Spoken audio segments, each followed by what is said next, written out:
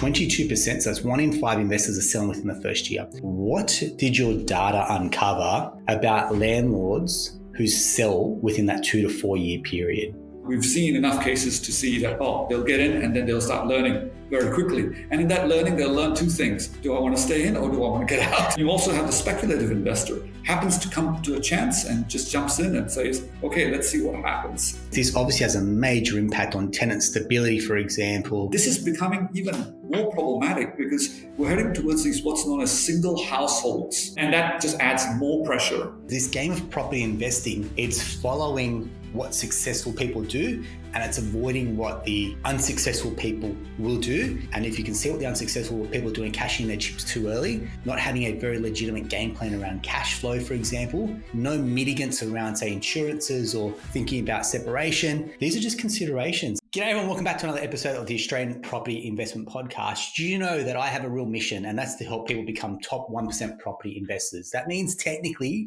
building a portfolio at 6+ properties. To do that, you need the right team around you, you need the right mindset, but also I talk about success leaving clues. But that also goes on the contrary, where we can look at maybe what poorer investors, bad investors potentially do as well, and what can we learn from those type of investors that don't succeed in this journey. I was very, very intrigued. I was actually on holidays with my family in Canberra watching the ABC, and there was this report that came out that said property investors will sell, what do they call them? Landlords would sell their property in about the 2-year mark, sometimes to 4 years, depending on how you cut the data up. That got me thinking. I'm like, that does not seem right, because on my watch, generally our investors are not selling and trading that quickly. And very much a big part of this report that came out from the Australian Housing and Urban Research Institute, HURI, I believe you'd call it. Dr. Ranjodh Singh joins us today. G'day, Dr. Ranjodh Singh. How are you? I'm good. Good to be here, Aaron. Thanks very much. You're joining us all the way from WA. Yep, over here in the West, Perth, WA. Beautiful. Hey, mate, thank you very much. Look, you've obviously been a big part of this research. We're going to come out and unpack that data in a second. But for the people that aren't aware and haven't come across some of your work or yourself, do you just want to share with us a little bit about what your journey has been to date and a little bit of yourself personally, if that's okay? Yeah, sure. Happy to do so. I kind of got into this. I haven't always been an academic. I did spend some time in the public sector and in the private sector as well before kind of joining academia. And it's usually in the space of in urban planning. I've had a shot at that. Then in banking, where I've kind of worked in a sort of risk management role. And then finally, I decided to come and do some further studies at the university. Enrolled myself into an economics department, and sort of took it from there. Obviously, I didn't forward plan any of this, but when I look at it in reverse, it kind of makes sense why I did what I did. But I don't think there was an element of forward planning in this, but backward planning, it makes perfect sense. That's me. And I'm sort of interested as a sort of a social scientist about people's behavior generally. So housing is one area that I research. Some other areas that I've done as well, which aren't probably as popular. But those who look me up will find all sorts of, different research angles, especially on recreational drug use as well. That was another paper that I had last year, which took off and did really well in terms of, once again, behaviors, how people respond to different policies and regulations in this space. But housing is sort of close to the heart of many Australians, and I think we ought to look at it a little bit more carefully.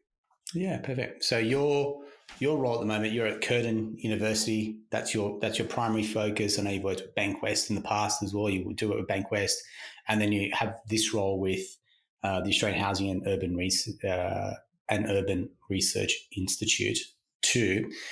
So this report, and it's called Modelling Landlord Behaviour and its Impact on Rental Affordability, which is insights across 2 decades. So there's a good data set that you're working with here, that it's not just in the last 5-10 years maybe. We're going across the last 20 plus years on data. And And if I just start with a couple of key statistics that I've pulled out in this report. So in 2001, 7% of the Australian population were landlords. Fast forward to 2021, and that's 9% of the population. So you think in that time, between 2001 to 2021, 20 years, there's been the advent of, social media. There's been podcasts in that time as well. So people haven't been short on resources, but really it's only moved the needle 2%, the increase in actual landlords. That to me probably surprised me coming out of that.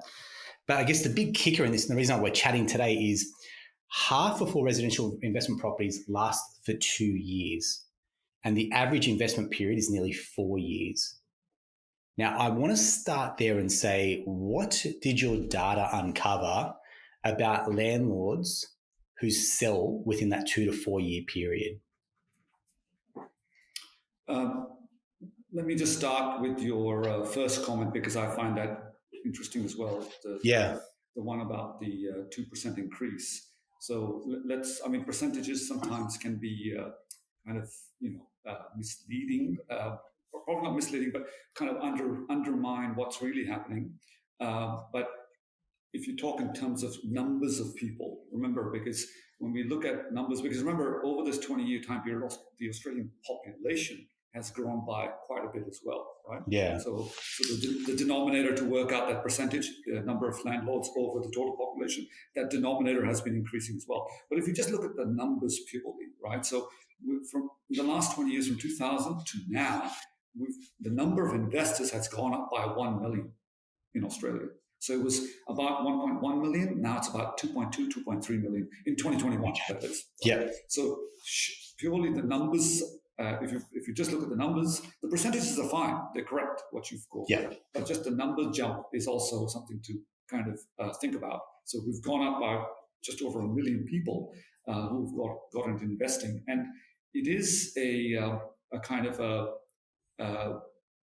it is of national interest. Over time, this interest is becoming more and more. The Australian psyche has this idea of, once I get my own home, there are a set of people that are thinking, why not just buy the house down the street, so to speak? I mean, this is not thinking very pragmatically about how to invest, but there's always this idea that, hey, we can just buy, down the street, and we've done really well. We've got equity here, so we should just try and get something like that. And that sort of leads me into the next question that you had, which is this idea of how people get into investment. They all have kind of different stories about how they get into investment. Usually the stories are driven by success stories. For example, someone's uncle or someone's aunt in the family has been a property investor, and look how well they've done.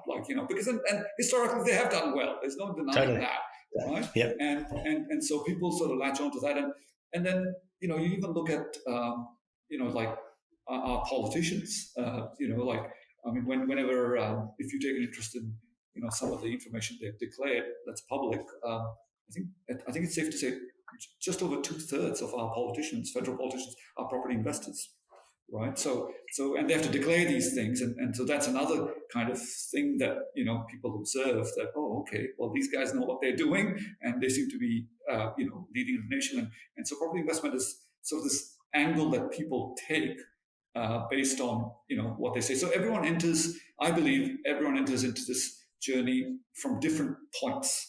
Right, with different mindsets. Like you said, you use the word mindset.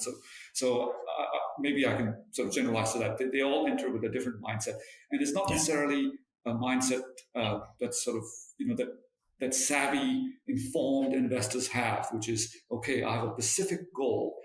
So usually in economics we have two types of investors. Not two, maybe they're broader, but let's just fit them into two broad sets. One is what I would say the utilitarian investor. They have a need. So I want another house so that in the future I can, sell it and do something else with the money. Right? Sure. And then you also have the speculative investor, who just happens to come to a chance and just jumps in and says, okay, let's see what happens. I have the means, I have the ability to get into the market, and I just want to punt and see what happens. Right? I mean, it's a massive punt, but yes, that's the attitude still, right. I believe, at least anyway. So So if you consider that people are entering with different mindsets, it's natural then to consider that the outcomes will also be different, right? Because the entry point into this game, Yeah. into the property investment game, is so varied that will lead to a whole variety of different outcomes. Now, of course, this is not static. This is an evolving picture. Some people, once they get in, they start learning a lot, but only after they get in, right? Mm. Some more educated ones might sort of think about what they're getting into and plan prior to getting into it. That's one. But we've seen enough cases to see that they'll get in and then they'll start learning very quickly. And in that learning, they'll learn two things: do I want to stay in or do I want to get out? Yeah. Right? And I think that's the sort of a second level differentiator of what types of people get out. And the ones that get out, once again, there are legitimate reasons and they're more life comfort reasons of getting out. So the legitimate reasons could be simple as incomes fall. So at the time of entering the investment, your income is great. You get in. Sometimes you have what's known as honeymoon kind of interest rates to sort of get you in, which is fine. I mean, everyone deserves a nice rate to get in. But eventually, once those things finish, then they find themselves struggling to pay, and they're not prepared to do that. And so it might be the case that I'm done. I don't want any of this. This is compromising too much of my sort of lifestyle, or whatever else you want to call it. So, or there can be other social demographic factors other than income. There can also be sickness coming in. They get sick along health reasons. Another one is marital status. If there's even a breakdown, I mean, that we see that time and time again. Pretty much all our modeling shows that when something like this happens, it's very, very difficult to hold on to fair enough. investment property. So these are some of the legitimate reasons as to why people in the very short run might just say, okay, I'm done. And then the subjective ones might be that they can continue to afford it, but on one hand, they're thinking to themselves, well, this is really affecting my lifestyle. Prior to owning this behemoth, I was actually enjoying life. I was going on trips every year. There was a holiday or two. I wouldn't think before I spend. Now this is making me think, and that's one differentiator that you see. Every month there's an article somewhere, in Australia, pointing out, the merits of a disciplined investor, someone who's had a nice success story. And the word they use strongly is discipline. That I stuck with it. I know it was hard yakka, but I stuck with it. And this is what today I'm living the fruits of that. And so I mean, maybe sometimes it could be as simple as that. If you stick with it, even through a hard time, you might come up the other end. Cool. Thanks very much. I think you've touched on a number of good points there. So when I looked at your research, employment issues, health concerns, marital breakdowns, for example, they're all very much core reasons that you go, you can't hold on to it. You actually have to sell the asset. Fair play. The next ones that come into it are interesting. They're more demographic. So aged 45 to 54, which can almost speak to separations at that stage as well, or aged under 35. That's what you're talking about, a bit of pain around cash flow. The next one is unemployment. Have a lower income. So again, I've got an asset on paper, but I don't feel richer cash flow wise, and you can't eat the capital growth, which becomes a challenge for investors. And the other one is they don't have post-school qualifications. And I think that almost talks to an ability to have like an income that can step up over time. So if you talk about having some qualifications, you pretty much have a path that your income's going to go once you get, job skilled. You can add a few more strings to your bow, and you have maybe a corporate career versus if your income is capped with your type of occupation. It makes it very hard because you've only got certain net income to work with as well. So I think that when you unpack those reasons, you can connect the dots to go, okay, that makes sense.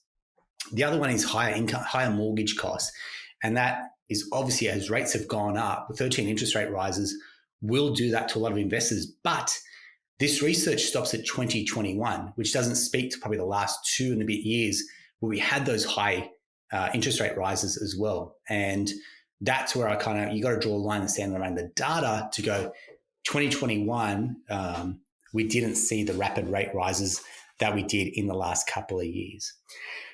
Now, we said here, and again, I'm going to share with you a lot of the data here. The median holding period for a rental property is just 2 years.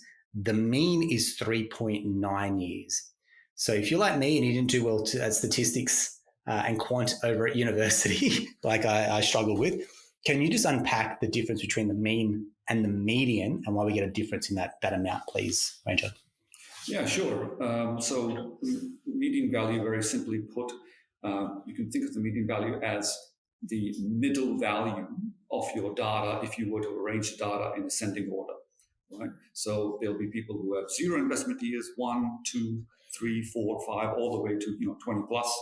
And if you arrange that in kind of ascending order and you pick out the middle of that data set, it'll be around the 2 mark, right? And of course, this has got what's known as a skew in it, and the skew meaning that the median and the mean differ. I mean, people obviously always report the means because that's something everyone easily understands, and it's kind of the middle value where the data is balanced. You can think of that way for the mean, and so people usually report that and say, hey, the mean is around 4 years, and say, oh, okay, well, most people hold it for 4 years, but that's not the right statement to make here. Most people are actually holding it for less than that. It's just that 4 is the mean because we have almost 28-30% on the other end of the tail where people are holding it for much longer durations. Yeah, correct. So you've really got these 2 distinct type of investor profiles. Like you said, you've got the short term, which are almost these churners. And when we look at the data, 22% are selling within the first year. That blew my mind when I read that statistic. And this is me not tooting our horn here, but in my brokerage, I'd be hard pressed to find a client that's selling their investment property within the first year. Very hard pressed. So something definitely has gone wrong there. Some wheels have fallen off, whether that's health, job, poor performance on the property, something's fallen off. That 22%, so that's 1 in 5 investors are selling within the first year. So if you're an investor and I won't say you're competing, but let's just say you look at the other investors that are in the cohort with you, if you can hold on for after 12 months, you've beat 22% of investors that are going to cash out within the first year. In the first year, you got to think stamp duty, probably the buyer's agent in there as well, legal costs, and then to cash out in the first year, you're paying full whack on CGT as well, a higher CGT amount, and then you've got real estate agents selling costs. I'd be hard pressed to find that you'd make a profit within the first 12 months. And obviously the data, I don't think goes into that level of detail, but you just do the numbers and you go in and out costs, holding costs. You need that probably do some serious heavy lifting in that 1 year to cash in your chips and exit a market as well. And that's why I say I don't typically see it.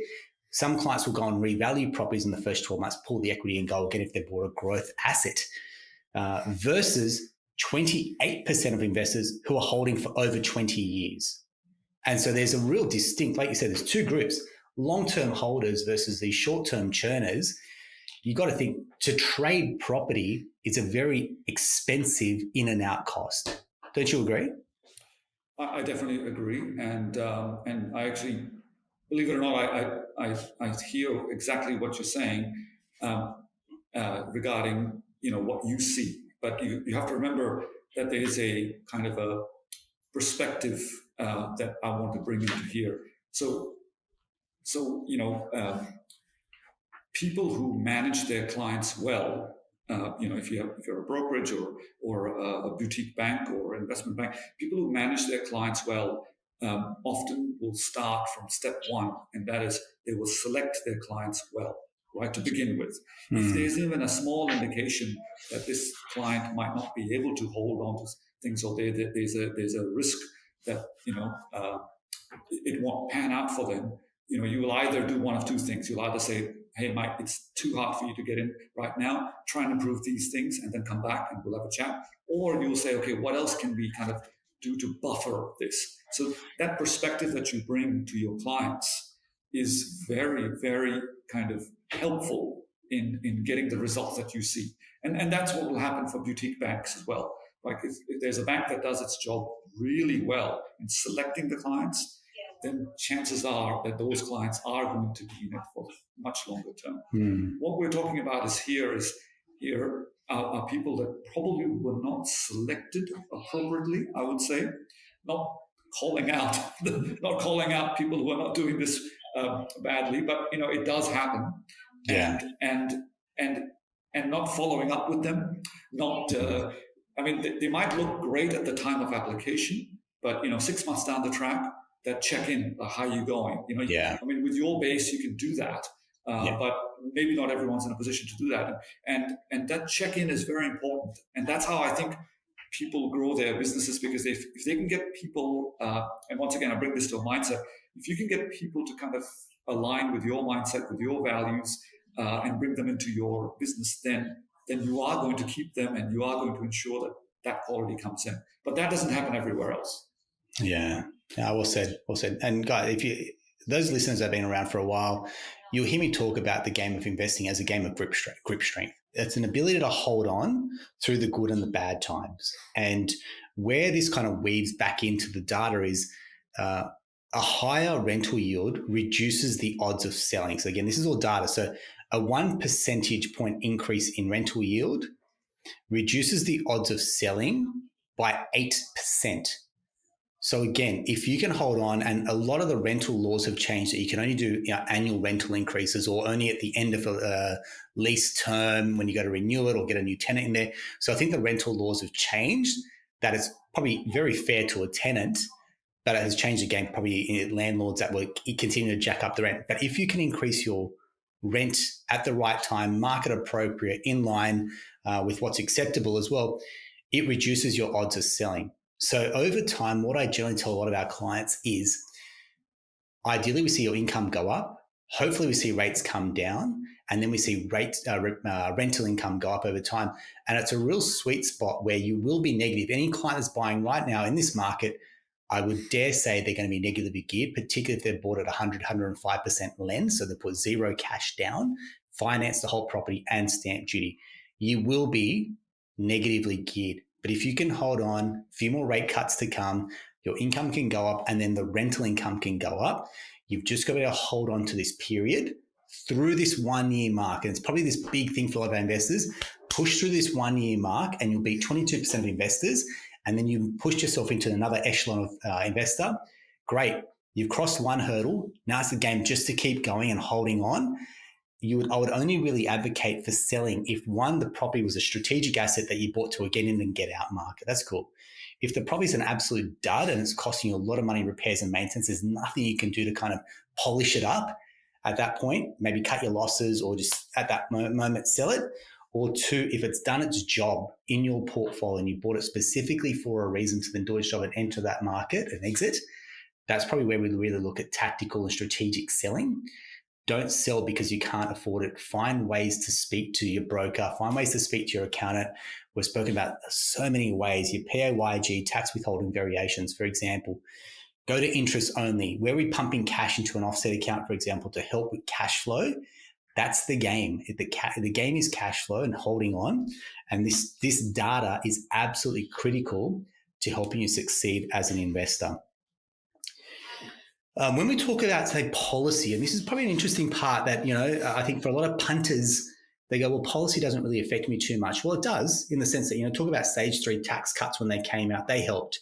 Rate cuts will help. Increased borrowing capacity will help with a yield perspective as well. There was also the talk around CGT discounts as well. Do you want to touch on some of these, I guess, the policies that you looked at and the simulations that you did there as well, Ranjodh? Sure, yeah. Look, broadly speaking, we had sort of 3 policies that we wanted to look at carefully. 2 were what I would call fiscal. Fiscal meaning, these are kind of from a tax perspective. and the other one was from a sort of a monetary policy. That's the interest rates, right? So two fiscal, which included taxes, and one monetary policy. Now, with these policy scenarios, remember what we've done is a specific policy scenario. So when the report makes a recommendation, that doesn't mean that means that taxes will do this. What we're saying is, if you do something very specific to the tax regime, then this is the kind of range of outcomes that you would get, right? So it's not to say, and for example, with the monetary policy, we didn't necessarily increase or decrease the interest rates. What we said was we would keep the interest rates steady from 2018 onwards, right? We'll keep them flat, and then and rather than and then compare them to what actually happened, which was a loosening of the interest rates, to kind of cope with the COVID crisis that we were having. What would have been the impact if we did these things? So what we find is that the fiscal measures, the two taxes, whether it be the capital gains tax as well as the stage 3 cuts, these probably had bigger impacts relative to the monetary policy. That's not to say monetary policy didn't have an impact; it did, but relative to that, the tax regimes had much better much higher impact compared to the monetary policy. So people, the reason why we chose these is because in politics, in political circles, people have talked about these things. So like halving the discount for the CGT is something that various governments have bought on. And you're thinking to yourself, well, do you really want to do this? Because, is this a good idea? And so we want to measure the impact that this will have. And once again, this is based off modeling. These are estimates. But broadly speaking, you can imagine if you halve that discount from 50% to 25%, you can pretty much imagine, your kind of return on that property is less compared to what it would have been if that hadn't taken place. So that kind of, and the way and the mechanism, if you like, or the channel through which this happens is your holding costs increase, right? Yeah. So you're holding onto that property, that sees an increase. And once you increase the holding cost of an investor, you're making it harder for them to kind of keep it on. I mean, some of them who are financially well balanced can keep it on, but some might tip over the edge, right? So that was an example of what would happen in that case. And same thing with the tax at stage 3. Stage 3 is on the positive end. It basically gives you more disposable income. Well, once again, that increases your ability to hold on to a property, and that's good, right? And then we see that people are not letting go. If we had done that, so we had this counterfactual that imagine if this was done in 2001, we didn't waste time with all this talk over the last 20 years. We just did it. And then what would the result be? And the result would be, well, people would hold on, right, longer. And that was the whole premise of doing this, because end of the day, I mean, there's an angle to this.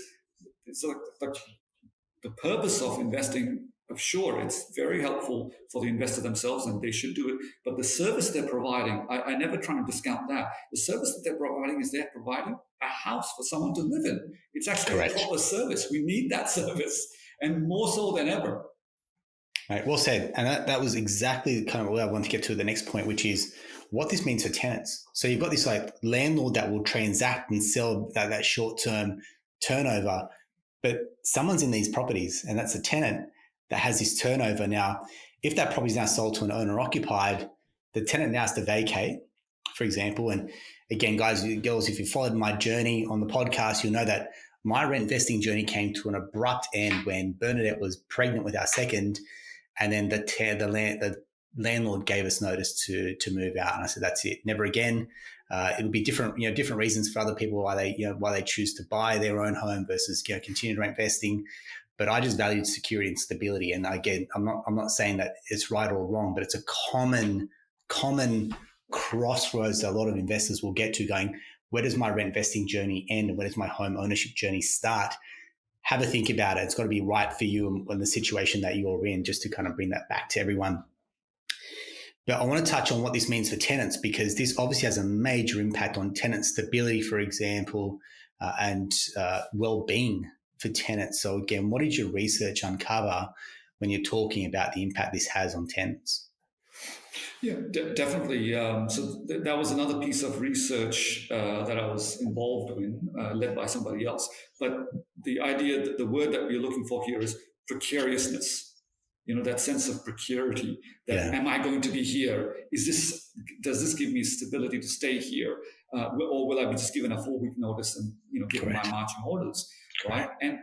And so that's been a challenge. And that challenge is ever more present today than it has ever been throughout our history, right? Especially if it's a well-located property. In these days, it doesn't even need to be that well-located. In the past, you look at the vacancy rates in the rental market, and if it's not well-located, you're missing out big time. Like that can break you, right? I'm talking about the early 2000s, possibly mid-20 teens, where badly located investments cause a lot of suffering for investors.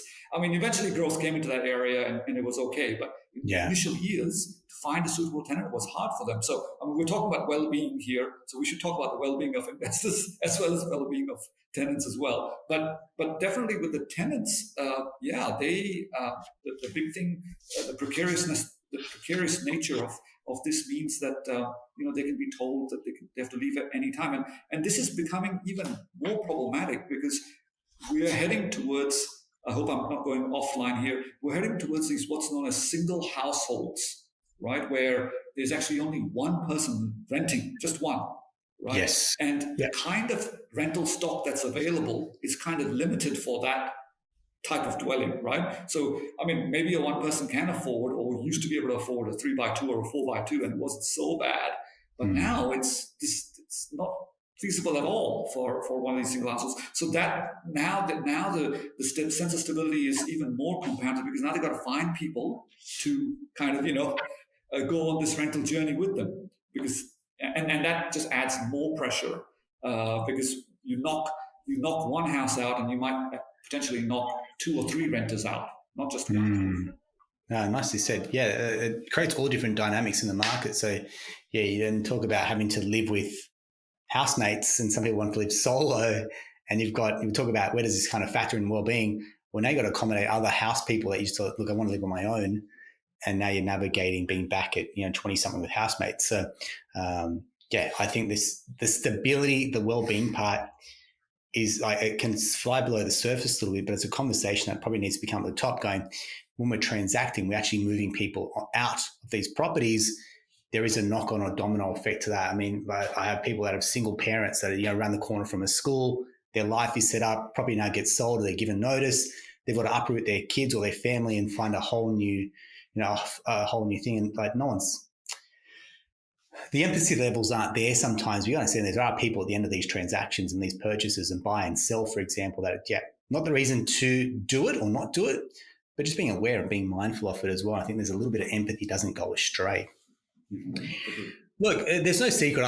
There was this great graph recently, the AFR, showing about the lack of construction. This is not anything revolutionary information that I'm sharing. We all know it. We are well behind the 8 ball when it comes to new builds that the government's proposed and our targets. So clearly there's a lack of stock being built that's not soaking up the current level of demand, let alone the future. So when we talk about long-term projections, and effectively that's where you talk about the Australian Housing and Urban Research Institute, that's probably a bread and butter topic that they're talking about, shortfall in housing over the next decade. So based on, I guess, your projections and your crystal balling, Ranjodh, like what does this mean for households? What does this mean for investors, for example, that we still have this long catch-up game to be playing around construction? Yeah, like you said, I totally agree. It's not it's not a secret that we kind of sustain current levels of demand, and let alone future demand. And the government has thrown, in the election promises, promised the sky that they're going to be this many dwellings built in record time and everything will be okay. And then there's also the idea of social housing, and it'll come on board and it'll do this and that.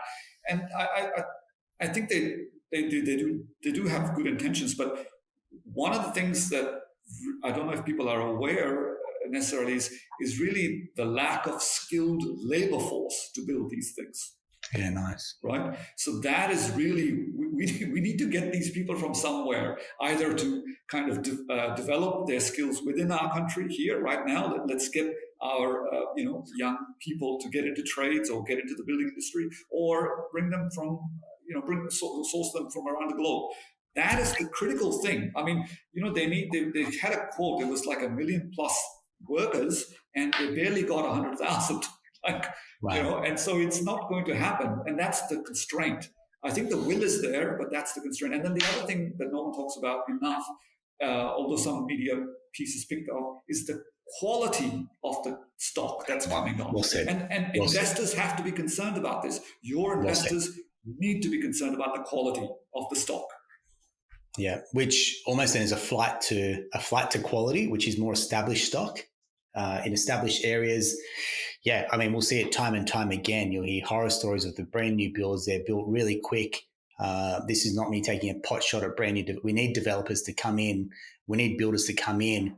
But when it's quick and dirty and moved in very, very fast to get it from the ground up, and you're trying to cut costs somewhere, compromising the quality, because you've got to look at trades. I mean, I think there's some of those viral, TikTok videos. How much you're earning, and you're a trader, you're earning $100,000 or $50,000. Okay, fair play, you earn your money, but that's a fairly decent income for that field where they weren't traditionally that high level of income. So when you're paying tradespeople at that level, the margins shrink. Builder risk is rife. I'd say to any client out there at the moment, anyone that's undertaking a build, a renovation, for example, their number one question isn't, can I get the money? It's, can I trust the builder to complete? Because the amount of builders that are falling over, insolvency, can't complete a project, and the builder risk now becomes the number one critical part to this. You got to imagine that's amplified from a government perspective, rather than trying to entrust them to build these properties. Builder risk becomes the absolute crutch here that could knock over this house of cards. So if you kind of got the outlook here, where I'm trying to weave this back to the topic of, hey, how can you do well? Established properties, good areas, growth locations. I would absolutely be trusting a buyer's agent. I think I've spoken to quite a few clients that time poor that are trying to do it themselves, and market opportunity just keeps missing them by. I'm a very big, staunch advocate for a buyer's agent, as I am, a strategic broker, as I am a property savvy accountant, as I am a very switched on financial planner. You will only rise to the standards of your team. And if I go back to this 22% of investors that cash out in the first year, look, this is not any quantitative or qualitative that goes into it, shooting from the hip. I dare say they're DIY investors that bit off more than they can chew, and they just couldn't chew like crazy. And the only way for them to get out was to sell and exit a market and probably cop a fair, decent loss on that. Otherwise, they would have been able to hold on. If they could see there was a gain to be made, they could potentially hold on. I get it. Marriage, divorce, settlements, whatever it's gone, health. But 22% of property investors, I don't think are going to be struggling with those dynamics. I think there's a lot more at play here as well. So, Ranjodh, I want to say thank you very much for jumping in. I really appreciate you kind of sharing your knowledge. I saw this article and I thought there's no way I can kind of let this go without going a little bit deeper on it. So thank you very much for your contribution. I'll be watching out for some more articles that you put out, and hopefully in the future we'll get you back on and kind of deep dive into some of the research that you're doing as well. Thank you very much. No, thank you, Aaron, and I'd love to come back and maybe say my 2 cents for your listeners and yourself. Love it. We love getting experts. Like I said, we'll go far and wide to get experts that come in, very much because this game of property investing, how do you become 1%? It's following what successful people do, and it's avoiding what the unsuccessful people will do. And if you can see what the unsuccessful people are doing, cashing their chips too early, not having a very legitimate game plan around cash flow, for example, no mitigants around, say, insurances or thinking about separation. These are just considerations that it's like, hey, if I'm running a business, I'm looking at my risk. I'm looking at my profile around risk and how do I minimize the risk that I'm going to experience. Have a conversation with an investment, like a real strategic broker. I'm going to start there, know your numbers and know your options as well. So guys, girls, if you found that helpful, if you know someone that wanted to get into the market, maybe someone that's sold and go, hey, look, was this your experience? Share this episode with them. We love when what I call the ripple effect starts to get bigger and bigger with people sharing our episodes as well. I love it. And for people that do reach out, I'm always here to have a chat. I genuinely want to help more people that are kind of tuning in and dialing into this podcast as well. So please do reach out if you want a property strategy, you want a roadmap around scaling up your portfolio. We are here to help. Ranjodh, thank you very much. That's a wrap for another episode with Australian Property Investment Podcast. We'll talk to you soon.